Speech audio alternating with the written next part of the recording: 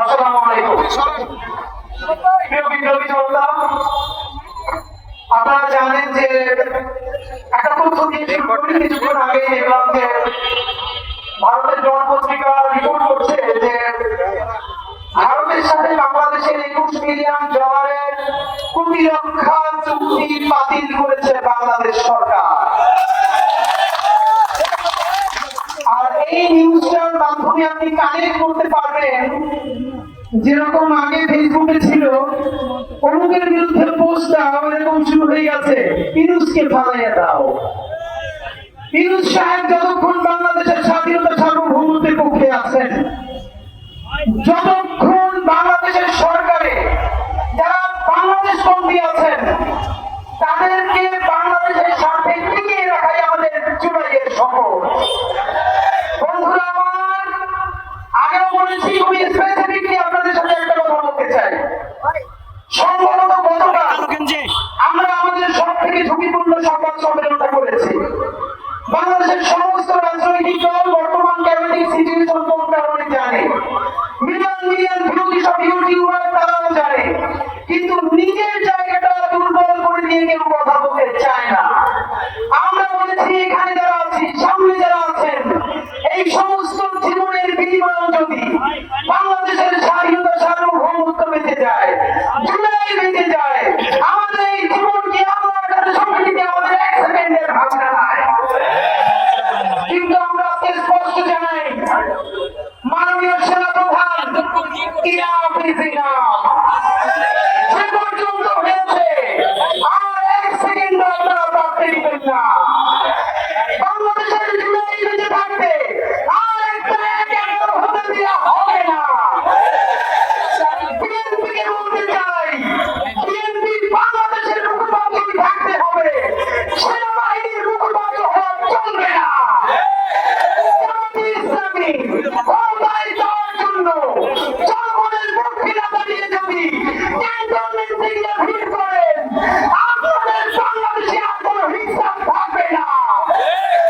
জুলাইয়ে আমার যে সমস্ত ভাইয়েরা, তোমাদের সারা শরীরে এখনো সেই রক্তের দাগ, তোমরা জনতার পক্ষে দাঁড়িয়ে তোমরা আহত হয়েছো। আপনারা দেখেন এখানে যে শহীদ পরিবারগুলো, এদের পোশাকের দিকে তাকান, এরকম আরবান মিডল ক্লাস নয়, কোষ নয়, শহীদের মধ্যবিত্ত নয়। কাপড় চোপড় দেখলে বুঝবেন তাদের বাসায় পাকার বন্ধ হয়ে গেছে। এই সহস্রাধিক শহীদদেরকে একা ছেড়ে, অন্ধ বন্ধু ভাইদেরকে জাহান্নামের মধ্যে ফেলে আমরা কোনোদিন বিদেশ পাড়ি দেব না। যারা জুলাই বিক্রি করে দিয়ে, ক্ষমতার ভাগ বটোয়ারা করে দিয়ে নেগোসিয়েশন করতে চাও, বিপদে পড়লে আমেরিকায় যাবা, ইউরোপে যাবা, আইএমএফ বা বিভিন্ন এজেন্সির তোমরা বড় কর্মকর্তা হবা।